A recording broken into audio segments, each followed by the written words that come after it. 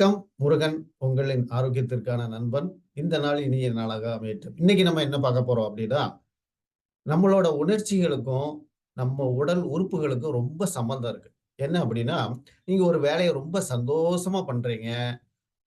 பிடிச்சு போய் பண்றீங்க. ரொம்ப மகிழ்ச்சியா இருந்தீங்க அப்படின்னா, அது வந்து உங்க உடல் இதயத்துக்கு வந்து ரொம்ப ரொம்ப நல்லது. இதே இது வந்து ரொம்ப கோவமா இருக்கிறீங்க, யார் மேலயாவது ரொம்ப அ கோவமா இருக்கிறீங்க அந்த மாரின்னா, அப்ப வந்து அது வந்து உங்களோட கல்லீரல வந்து பாதிக்கும். அடுத்தது பார்த்தீங்க அப்டின்னா, ரொம்ப சோகமா இருக்கிறோம். அ ஏதோ இழந்த மாரி ஒரு இதுல இருக்கிறீங்க அப்டின்னா வந்து, அது வந்து உங்களோட வயிற்று பகுதியையும், உங்க நுரையீரலையும் பாதிக்கும். அதே மாரி மன அழுத்தம். ரொம்ப ஸ் அ மன அழுத்தத்தில இருக்கிறீங்க அப்டின்னா, அது வந்து உங்க ஹார்ட்டையும், மூளையையும் பாதிக்கும் அது. ஏதாவது ஒரு விஷயத்த பார்த்து பயப்படுறீங்க, ரொம்ப பயந்துடுறீங்க அப்டின்னா, உங்களோட கிட்னிய வந்து அது பாதிக்கும். சரிங்களா?